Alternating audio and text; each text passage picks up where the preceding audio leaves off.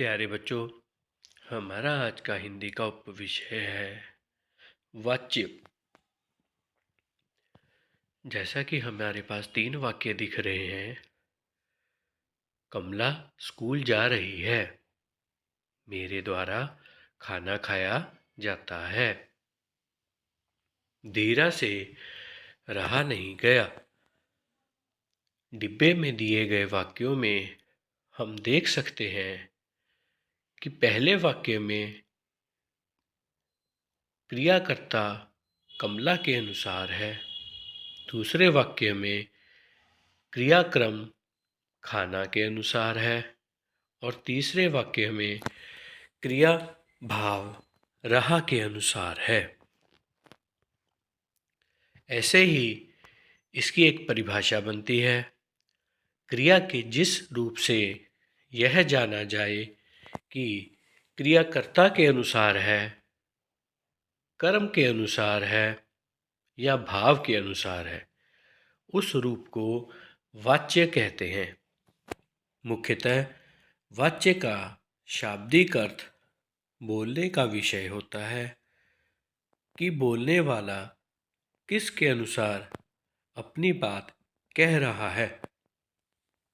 वह कर्ता, कर्म अथवा भाव कोई भी बिंदु हो सकता है। उसके बाद है वाच्य के भेद। वाच्य के मुख्यतः 3 भेद होते हैं। प्रथम है कृतवाच्य, दूसरा कर्मवाच्य, तीसरा भाववाच्य। कृतवाच्य होता है जब क्रिया का रूप कर्ता के अनुसार हो तब उसे कृतवाच्य कहते हैं। जैसे अनुराधा सो रही है, लड़के खा रहे हैं, मोहन हंस रहा है। उपरोक्त वाक्यों में कर्ता प्रधान है। यदि कर्ता का लिंग या वचन परिवर्तन कर दिया जाए तो क्रिया का रूप भी बदल जाता है। दूसरा कर्मवाच्य।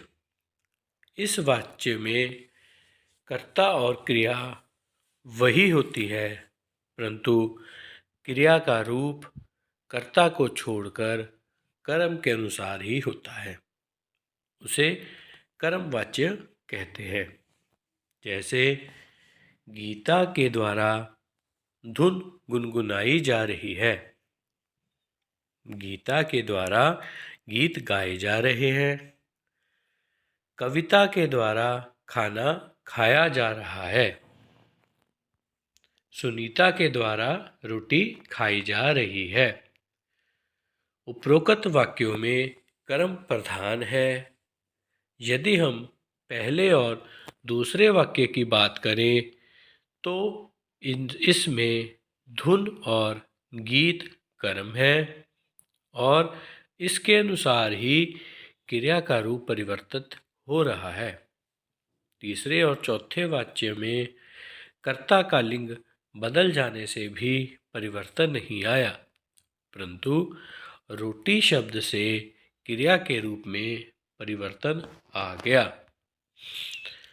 तीसरा भेद है भाववाच्य।